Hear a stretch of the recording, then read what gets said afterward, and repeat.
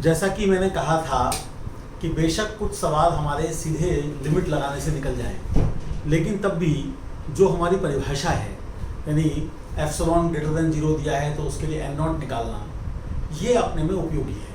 तो आज हम इसका उपयोग देखेंगे। एप्सिलॉन ग्रेटर देन 0 के लिए एन नॉट निकाले जाने का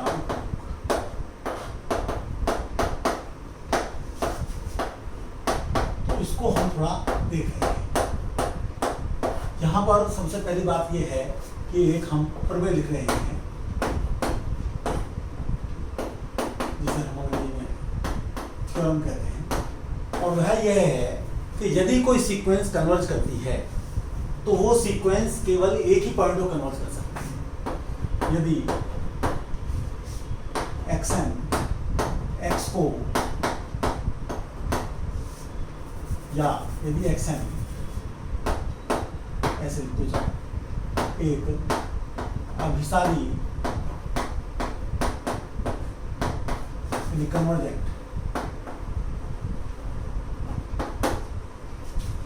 अनुक्रम है,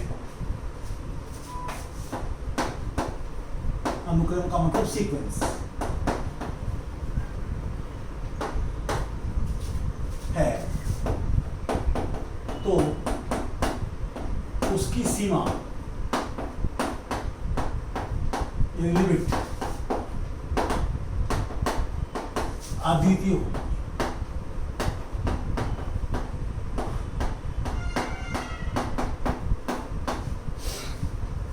तो वैसे तो ये बात हमें मन से समझ में आती है कि यदि कोई सीक्वेंस कन्वर्ज कर रही है मतलब फाइनाइट नंबर को कन्वर्ज कर रही है, तो उसकी जो सीमा है वो अद्वितीय होगी। इस बात को आप इस तरीके से भी देख सकते हैं कि यदि सीक्वेंस की दो लिमिट आ जाए x डैश और x डबल डैश अलग अलग है, तो अगर सीक्वेंस कन्वर्जेंट है तो जो इसकी पूंछ है, टेल है, वो एक सीमा के बाद इसके अंदर घुस जाएगी। अब आप ब्रैकेट जो है वो इतने छोटे लीजिए कि वो दोनों से डिसजॉइंट, तो अब अगर पूंछ इसके अंदर घुस रही है तो इसके अंदर कैसे घुसेगी, और अगर इसके अंदर घुस रही है तो इसके अंदर कैसे घुसेगी। कोई ऑब्जेक्शन कर सकता है कि आपने x डैश और x डबल डैश, जो कि आपने कहा कि इस सीक्वेंस xn की सीमाएं हैं,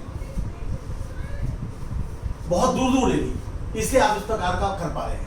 बेशक हम उन्हें दूर दूर ना लें, लेकिन डिफरेंट लें, अलग अलग लें, तो अलग अलग लेने पर हमें बेशक वो बहुत पास दिखाई दे, लेकिन वो वास्तव में दूर ही होंगी, क्योंकि उनके बीच में अनंत बिंदु होंगे। तो इसलिए ये बात हमें फिगर से भी समझ में आती है कि किसी अनुक्रम की जो कि अभिसरित हो रही है, कन्वर्जेंट हो रही है, उसकी सीमाएं दो नहीं हो सकती। लेकिन हम इसको फिर भी सिद्ध करने का प्रयास करेंगे। तो उत्पत्ति की बात हम थोड़ा कर लेते हैं। तो हमें ये प्रूव करना है कि सीमा अद्वितीय है। हमने इसका उल्टा मान लिया और कॉन्ट्राडिक्शन दिखा देंगे। माना limit xn, limit n tending to infinity, xn का मान x डैश तथा x डबल डैश है। तो या तो हम कॉन्ट्राडिक्शन दिखा दें या हम ये दिखा दें कि ये दोनों बराबर हैं। हमें दिखाना है कि x डैश बराबर x डबल डैश। अब देखिए यहाँ पर जो है इन दोनों को बराबर दिखाने में भी हमें थोड़ा सा एनालिसिस की गहरी बात का उपयोग करना पड़ेगा। हम इस बात का उपयोग करेंगे कि दो नंबर इक्वल होते हैं यदि उनके बीच का डिस्टेंस जितना चाहे उतना छोटा किया जा सके। यानी अगर उनके बीच का डिस्टेंस लेस देन एप्सिलॉन आ जाए for any given epsilon greater than 0, तो इस बात का हम यहाँ पर उपयोग करेंगे। खैर, चूंकि limit n tending to infinity xn equal to x dash implies अस्तित्व है n not dash belonging to n epsilon greater than 0 के लिए, ताकि mod x minus xn is less than epsilon for all n greater than or equal to n naught dash। इसी प्रकार तो यहाँ पर इसको आप चाहे तो ऐसे लिख लीजिए, x n minus x dash कर दीजिए, क्योंकि हमने लिमिट का मान एक्स डैश था। इसी प्रकार चूंकि limit n tending to infinity x n equal to x double dash, तो इसी एप्सिलॉन ग्रेटर देन 0 के लिए n not double dash belonging to n का अस्तित्व होगा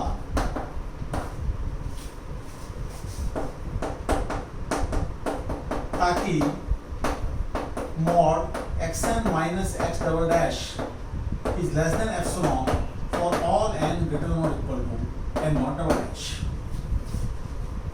अब हम दिखाएंगे कि x dash और x double dash इनके बीच का डिस्टेंस हम जितना चाहे उतना कम कर सकते हैं। अब इसको दिखाने के लिए हमें इन बातों का प्रयोग करना है, तो उसके लिए हम एक छोटी सी तैयारी कर लेते हैं। हम ये कर लेते हैं कि अगर मैं देखूं, जैसे मान लीजिए कि मेरा n नॉट डैश 15 है और n नॉट डबल डैश 20 है, तो मैं अपने n नॉट को 20 ले लेता हूं, क्योंकि फिर उससे क्या होगा कि 20 या 20 के बाद के जितने भी xn होंगे, n जब हमारा 20 या 20 से बड़ा है, तो दोनों बातें पूरी हो रही होगी, यानी ये बात भी पूरी हो रही होगी और इसी प्रकार से ये वाली बात भी पूरी हो रही होगी। तो माना n not equal to maximum of n not dash n not double dash, तब अब हम जो है इस चीज को निकालेंगे। तो इसके लिए हम क्या करेंगे कि इसमें xn जोड़ देंगे और xn घटा देंगे, और इसको फिर आप लेस देन इक्वल टू देख लीजिएगा, हम ये लिख पाएंगे xn minus x dash plus xn minus x double dash. अब ये लेस देन एप्सिलॉन है और ये भी लेस देन एप्सिलॉन है for all n greater than और इक्वल टू n नॉट।